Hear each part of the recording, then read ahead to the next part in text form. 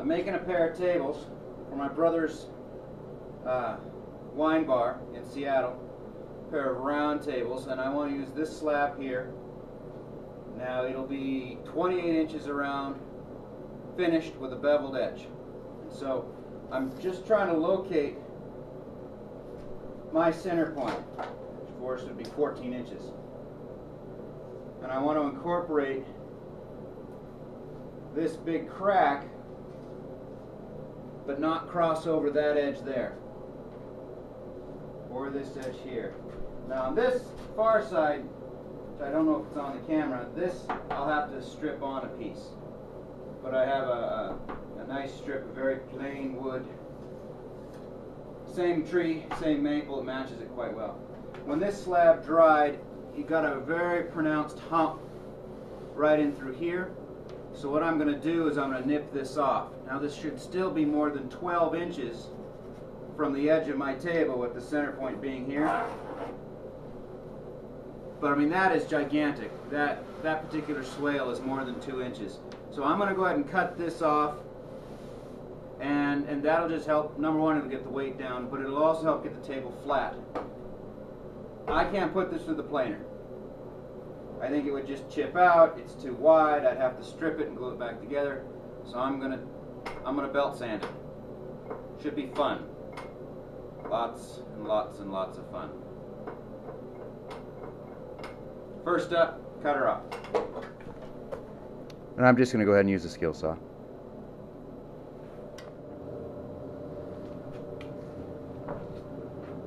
Well, now that it's trimmed off, we need one square edge to work with. Just the one. We have one edge, then the rest will sort of fall in place, will sort of come along. And I'm going to make an attempt to produce that square edge on the joiner. We'll see how it goes.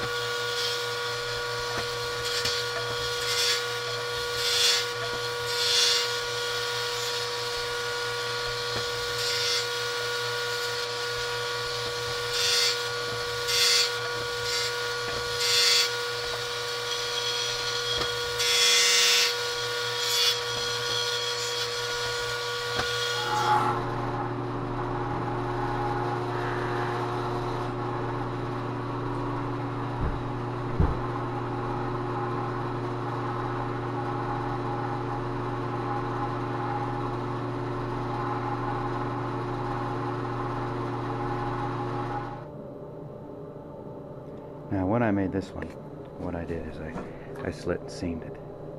But I wasn't happy, and it left a rough glue line. The other table, on the other hand, I'm not going to do this. I'm just going to go ahead and belt sand it. So what I've done is, when I got my straight edge off the joiner, I went ahead and used that straight edge to reference a cut on the other side, which of course made it straighter, and then I could use the reference cut to recut the first edge and get it much better. So I have trimmed it up to length. This stuff is heavy, and there's no point in doing a lot of extra sanding, because it tends to be the corners that are rolled down, and you don't want to flatten a huge part for something you're just going to sand off or cut off later. So right now what I'm going to do is I'm going to calculate from my rough center point out about 15 inches, which is an inch beyond my final dimension. Well, to be honest, it's an inch and a half beyond my final dimension, at which point I will then cut off these corners. In large part simply to lighten the beast, but also to reduce the amount of work I have to do. Should be pretty. Complicated, but pretty. Okay, so I've marked the rough circle. That should still be a full 1.5 inches wider than I need in the end. But you can see here, most of that is this corner is diving down. So I'm hoping I can dramatically reduce not only the weight, but the amount of effort and sanding needed. And I'm going to use my father's old Craftsman jigsaw, which should go the full depth, and with luck it'll cut okay. And I have my helper back. You say hi? You say hi? Oh, okay, maybe not.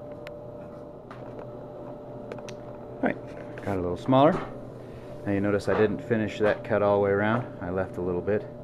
This is because this is the surface I have to attach to, and I wanted it, you know, kind of as long as possible to get a nice clean edge. But first I need to knock the high spots down, and I've queued up a bit of 60 grit in the 4x24 belt sander, and I've taken a square and I've marked the high spots. And that's the important part, is I need to come through and knock that down and then knock that lip. Then I'll flip the piece, I'll mark the spots on the back side, and you'll go back and forth. Just drag your square across it, find the high spots, bring it down. So this is the back side, and I've done quite a bit of digging, and it's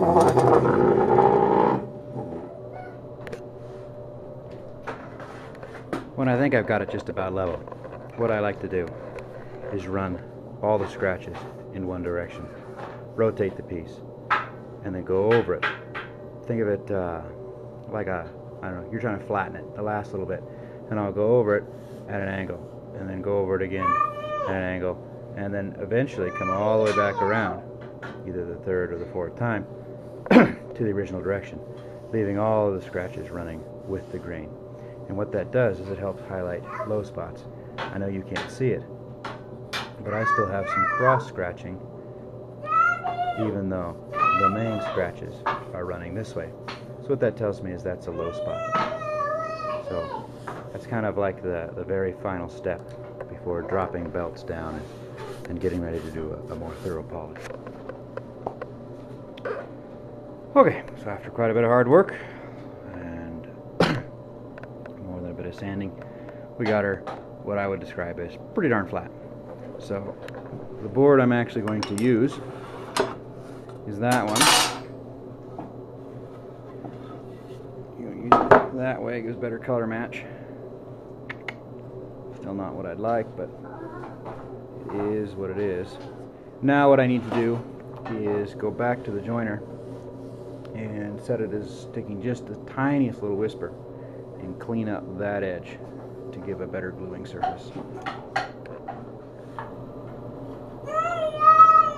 I think the patience of my munchkin, my little helper, is wearing thin.